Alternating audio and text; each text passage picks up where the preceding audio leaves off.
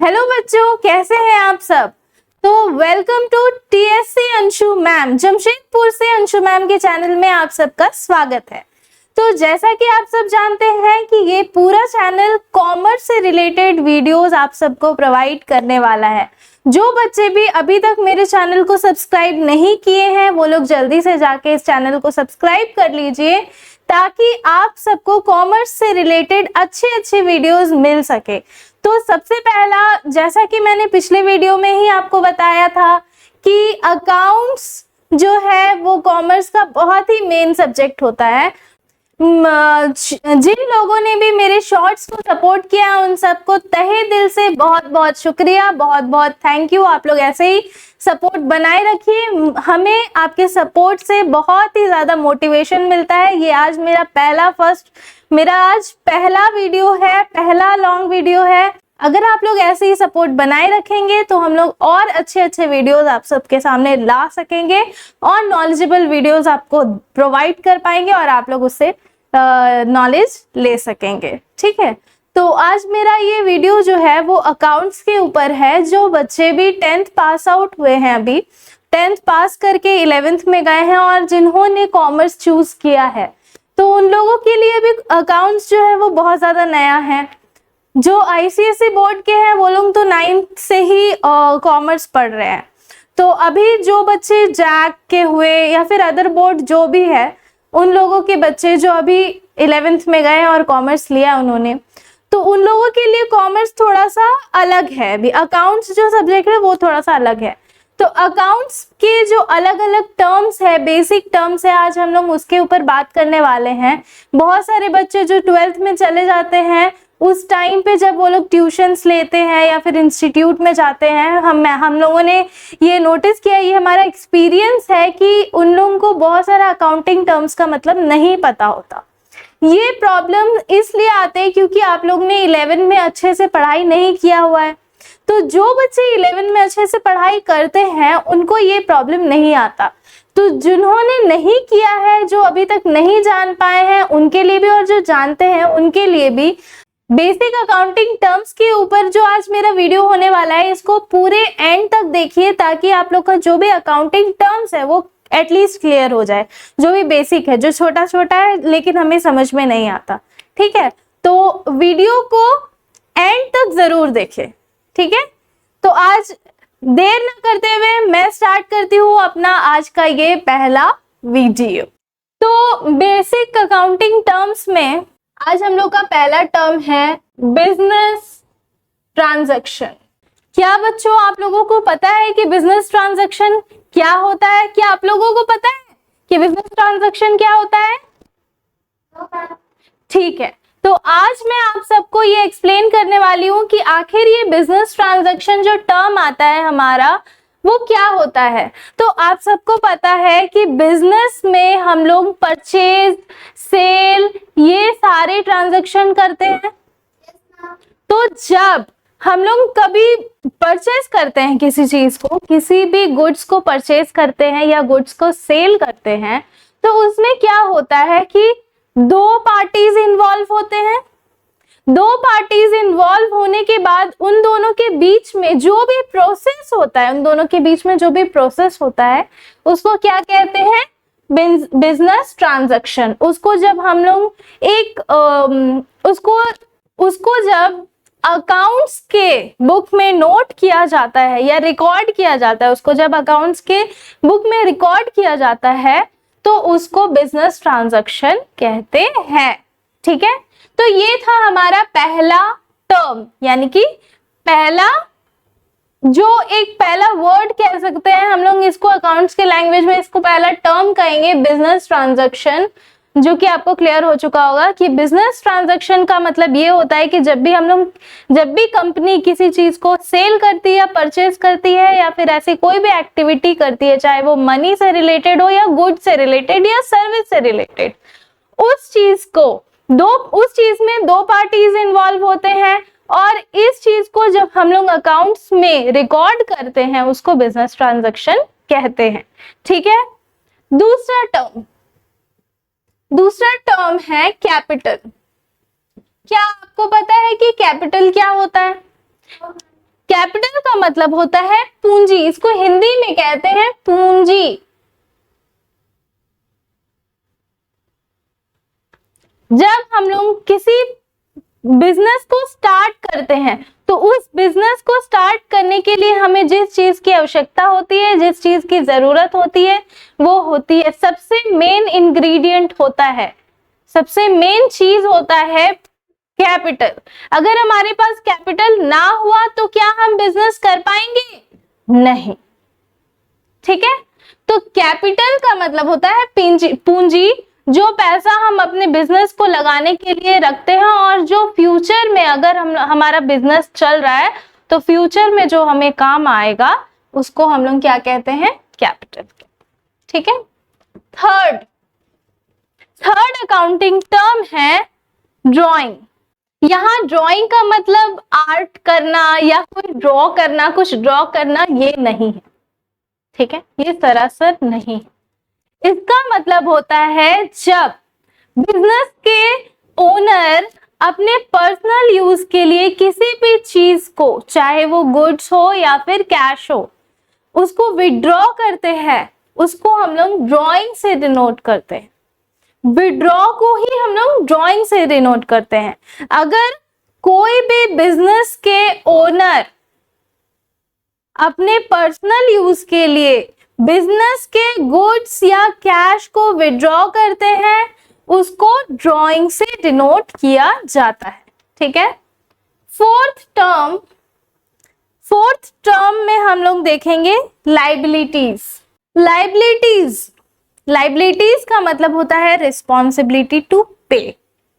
किसी भी चीज के लिए हम अगर रिस्पॉन्सिबल हो, अकाउंट्स के अंदर किसी भी चीज के लिए अगर हम लोग रिस्पॉन्सिबल है, जैसे हम लोग लोन ले रहे हैं और हमें लोन चुकाना है, ठीक है, लोन को हम लोग क्या करना है, उसको दोबारा से चुकाना है, उसको पे करना है, तो उसको हम लोग क्या कहेंगे? वो हमारे लिए लाइबिलिटी होगा। तो लाइबिलिटी दो तरह का होता है। फोर्थ टर्म है लाइबिलिटी। जैसे कि मैंने बताया, लाइबिलिटी का मतलब होता है रिस्पॉन्सिबिलिटी टू पे। तो ये जो लाइबिलिटी है ना, ये दो तरह का होता है। ये दो तरह का होता है, एक होता है करंट लाइबिलिटी और एक होता है नॉन करंट लाइबिलिटी।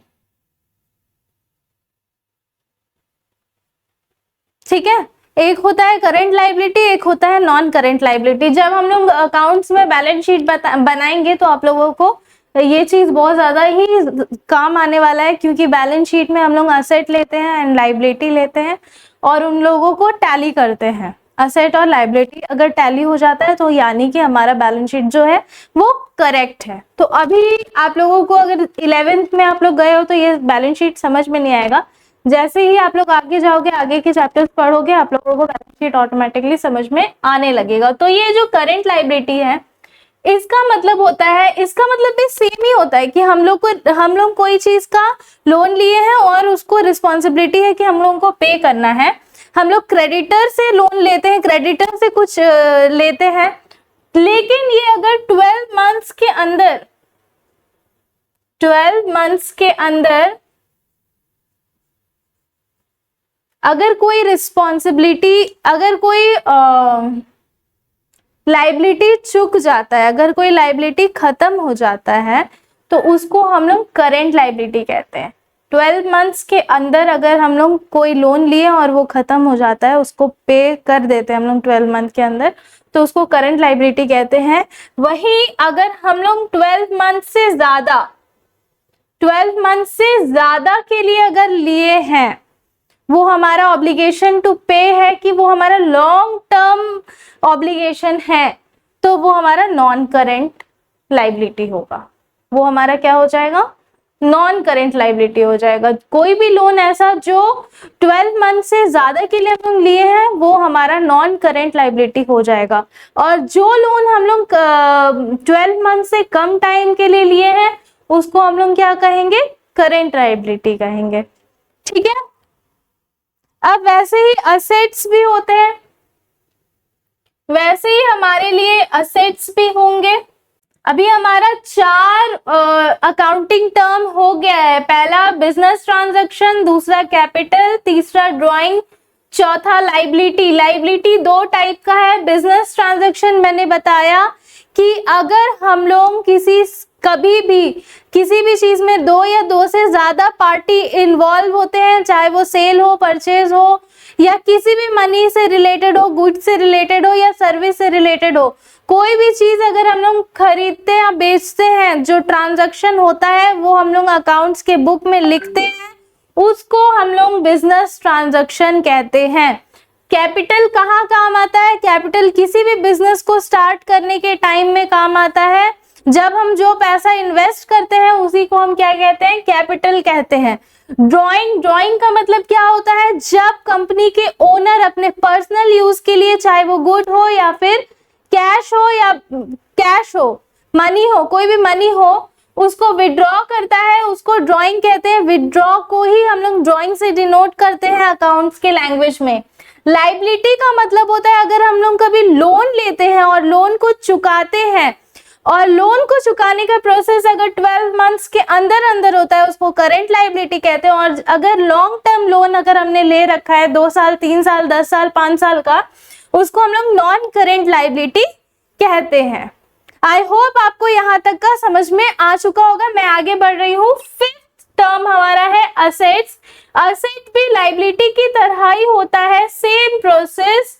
असेट भी करंट होता है, नॉन करंट होता है। अब मैं आपको बता दूं कि असेट क्या होता है हमारे लिए। असेट सारे वस्तु, ऐसे वस्तु जिससे हम अपना बिजनेस चलाते हैं, जिन चीजों से हमारा बिजनेस चलता है, उनको असेट कहते हैं। जैसे कि कैश भी हमारे लिए एक असेट है, ठीक है। फर्नीचर हमारे लिए एक असेट है, बिल्डिंग हमारे लिए एक असेट है, लैंड हमारे लिए एक असेट है, ये सारे हमारे लिए एक असेट है।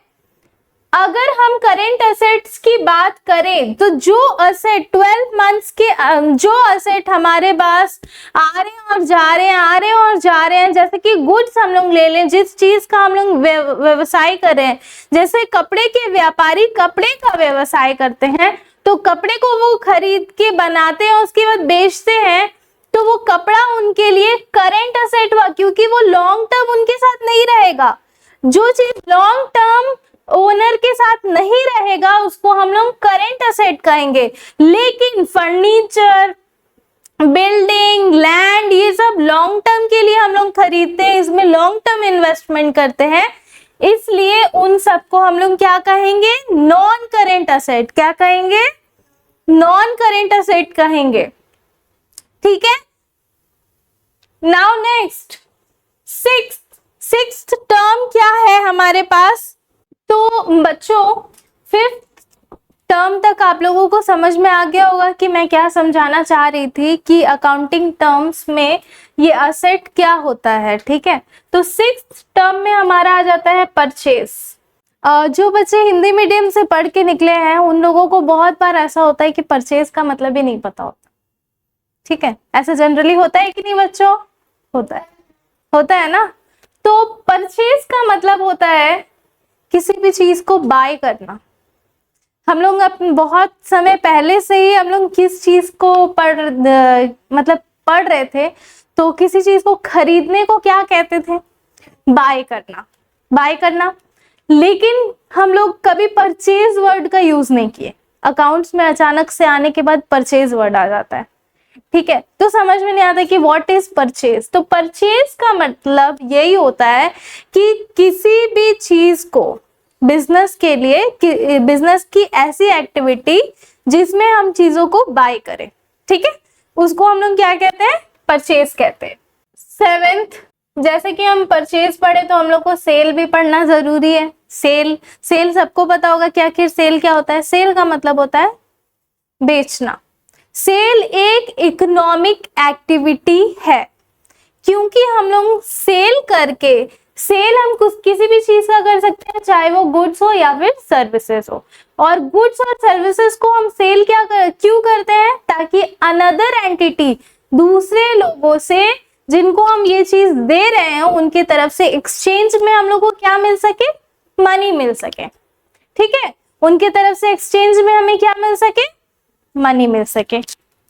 तो सेल का मतलब वो होता है। अब मैं बात करती हूं 8 नंबर पे गुड्स का। बार बार मैं goods goods goods goods goods बोल रही हूँ। गुड्स का मतलब आप लोगों को समझ में भी आ रहा है कि आखिर ये गुड्स क्या होता है। गुड्स का मतलब होता है वस्तु, वस्तु। तो गुड्स वो आइटम है जिसको कंपनी मैन्युफैक्चर करती है टू सेल। बेचने के लिए कंपनी जिस आइटम को मैन्युफैक्चर करती है और उसको हम लोग क्या कहते हैं, गुड्स कहते हैं। गुड्स का मतलब अच्छा नहीं होता है, सिर्फ अच्छा नहीं होता है। गुड का मतलब अच्छा ही होता है, पर गुड्स का मतलब होता है वस्तु।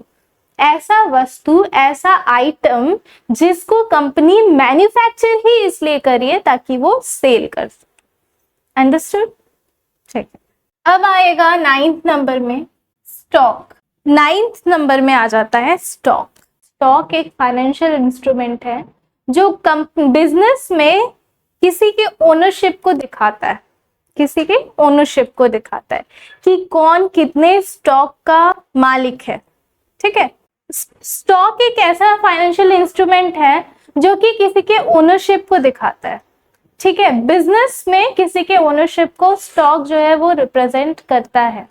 जैसा कि आप लोगों ने स्टॉक मार्केट देखा ही होगा, लोग स्टॉक खरीदते हैं, स्टॉक का परचेज एंड सेल होता है वहां पे। ठीक है, स्टॉक को खरीदते या बेचते हैं। तो स्टॉक का मतलब होता है ओनरशिप, किसी कंपनी में कितना ओनरशिप है उनका। तो स्टॉक एक फाइनेंशियल इंस्ट्रूमेंट है, ठीक है, जिससे लोग अपनी कैपिटल को राइज कर सकते हैं, बढ़ा सकते हैं, कैपिटल को बढ़ा सकते हैं। जैसे कि कोई कंपनी है, उसमें अगर इन्वेस्टर चाहिए तो वो अपना स्टॉक डाल दिए, वो एक पब्लिक कंपनी है तो वो अपना जो शेयर है वो इशू कर दिए स्टॉक मार्केट में, और जो भी जितने भी स्टॉक को खरीदता है वो उतने परसेंट का वहां उस कंपनी का मालिक हो जाता है। तो इसको कहते हैं स्टॉक। स्टॉक से कंपनी अपना जो कैपिटल है और जो कैपिटल है उसको राइज करती है अपने बिजनेस को और भी ज्यादा ग्रो कर पाने के लिए। ठीक है, 10th नंबर में डेटर, 11th नंबर में क्रेडिटर। आप लोगों को ये टर्म भूलने वाली चीज नहीं है जो आज मैं बता रही हूँ। अकाउंटिंग टर्म्स ये आप कभी भी नहीं भूलोगे अगर आप कॉमर्स के स्टूडेंट हो तो, और कॉमर्स के स्टूडेंट ही आगे रहने वाले हो तो, क्योंकि आपके पूरे एजुकेशन में, चाहे वो अभी आपका इंटरमीडिएट लेवल हो, चाहे वो आपका ग्रेजुएशन पीरियड हो, अंडर ग्रेजुएशन पीरियड हो, चाहे वो पीजी पीरियड हो, सब में आपका ये जो अकाउंटिंग टर्म है वो काम आने वाला है, क्योंकि यही आपका बेसिक अकाउंटिंग टर्म है जो आपका लाइफ टाइम साथ देने वाला है। लाइफ टाइम, इसलिए आपको इसका मतलब जानना जरूरी है। और आज का वीडियो मेन मैं इसीलिए ही बना रही हूँ ताकि बच्चे जो अकाउंटिंग टर्म नहीं समझ पाते उन लोगों को ये समझ में आ सके। ठीक है, तो गाइस जल्दी जल्दी से कमेंट जरूर करना कि आप लोगों को ये वीडियो कैसा लग रहा है, और शेयर भी जरूर करना ताकि और बच्चों को भी ये नॉलेज मिल सके। ठीक है, तो देखिए आते हैं अपने 10th टर्म में। 10th टर्म है हमारा डेटर। वैसे तो ये लिखा हुआ है डेब्टर, लेकिन हम इसको पढ़ते हैं डेटर। ठीक है, डेटर कौन होता है? डेटर एक इंडिविजुअल या फिर कोई एक एंटिटी हो सकता है जो बिजनेस से अपना पैसा लिया हो, किसी कंपनी से पैसा लेके रखा हो और वहां से पैसा आने वाला हो कंपनी के पास, उनको कहते हैं डेटर। ठीक है, ये लोग हम लोगों से पैसा लेके गए हैं। कभी भी हम लोग अकाउंट्स करते ना तो खुद को कंपनी समझना चाहिए, मैं ही कंपनी, मैं ही मालिक, और तभी हम लोग का जो अकाउंट्स है वो हम बना पाएंगे। तो डेटर जो होते हैं वो लोग होते हैं जो हमसे कर्ज में पैसा लेके गए होंगे, चाहे वो हमारे लोन लेके गए हों और वहां से हमें पैसा आने वाला हो। क्रेडिटर वो लोग होते हैं जिनसे मैंने लोन ले रखा हो। मैंने अगर किसी से, यानी कि कंपनी ने अगर किसी से लोन लिया है वो क्रेडिटर कहलाएगा। ठीक है, वो क्रेडिटर कहलाएगा और मुझे उनको पैसा देना है। ठीक है, मुझे उनको पैसा देना है। 12th नंबर पे मैं आपको बताने वाली हूं डिस्काउंट। डिस्काउंट भी दो तरह का होता है, एक होता है ट्रेड डिस्काउंट, एक होता है कैश डिस्काउंट। अगर आपको जानना है कि ट्रेड डिस्काउंट और कैश डिस्काउंट के बीच में क्या अंतर है, इसके लिए आप मुझे चैनल पे कमेंट कीजिए, तो मैं नेक्स्ट वीडियो में आपको बताऊंगी कि डिस्काउंट के ट्रेड और कैश डिस्काउंट दोनों में क्या डिफरेंस है। ठीक है, आज मैं बता रही हूँ 13th टर्म जो कि है वाउचर। तो आज मेरा ये 13th टर्म है, 13th अकाउंटिंग टर्म है वाउचर। वाउचर का मतलब पता है क्या होता है? वाउचर का मतलब होता है एक ऐसा एविडेंस, एविडेंस कह सकते हैं, एक ऐसा एविडेंस, एक ऐसा अकाउंटिंग एविडेंस जो कंपनी के पास होता है। कंपनी अपने अकाउंट को नोट करती है वाउचर में, एक पर्सनल डिटेल है ये वाउचर जो है ये एक इंटरनल डॉक्यूमेंट होता है जो कि कंपनी अपने लिए एक एविडेंस की तरह यूज करती है। ठीक है, तो आज का वीडियो आप सबको कैसा लगा कमेंट में जरूर बताएं और चैनल को लाइक शेयर सब्सक्राइब करना ना भूलें।